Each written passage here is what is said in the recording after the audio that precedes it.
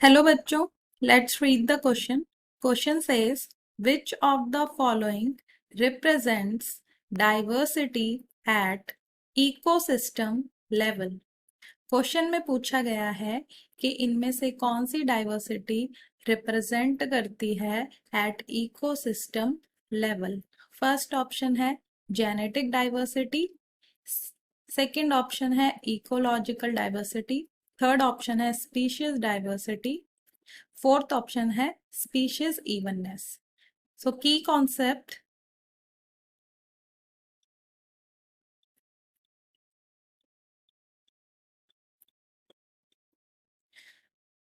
जो diversity represent करती है एट इकोसिस्टम लेवल वो है इकोलॉजिकल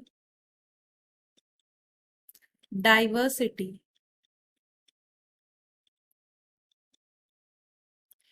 इकोलॉजिकल डाइवर्सिटी जो होती है it includes the variation in both terrestrial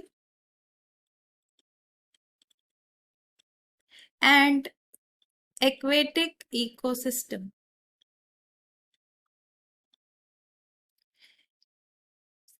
इसमें दोनों आते हैं, terrestrial and aquatic ecosystem. And जो इकोलॉजिकल डाइवर्सिटी होती है is the largest scale of biodiversity.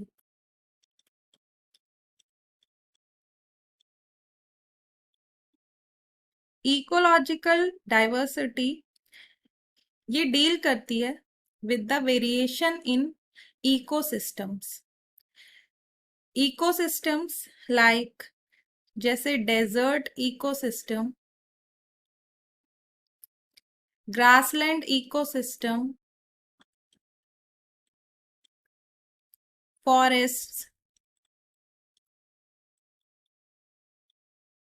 Ocean and wetlands।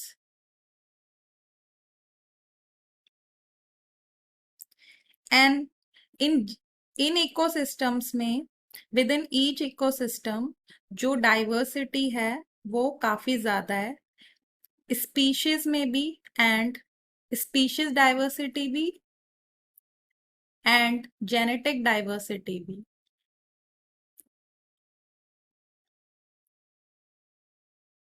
as well as species diversity।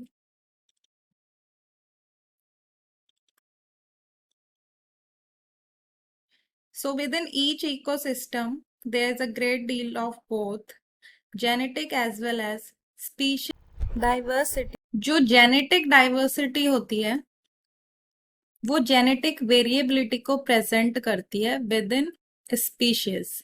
जैसे example different breeds of dogs.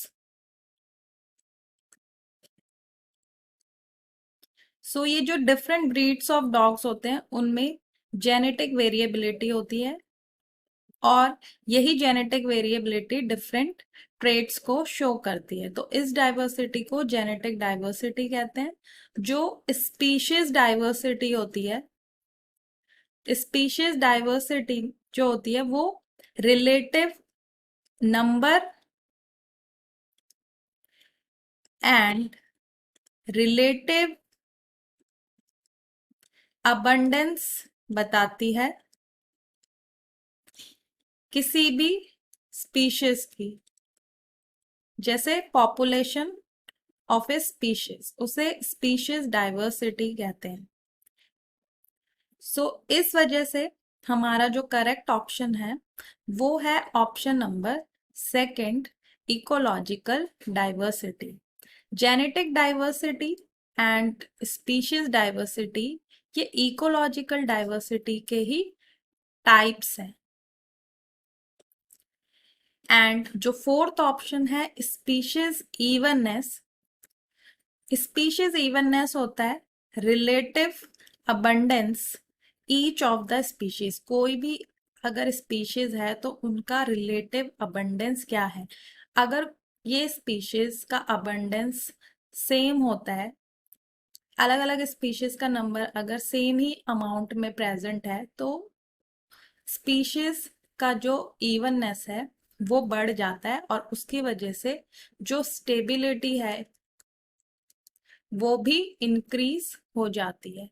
तो species evenness is the relative abundance each of the species. So हमसे पूछा गया है कि इनमें से which of the following represent diversity at ecosystem level. तो कौन सी डाइवर्सिटी इकोसिस्टम लेवल पे को रिप्रेजेंट करती है, उसे कहते हैं ecological diversity. Hope you understood it well. Thank you.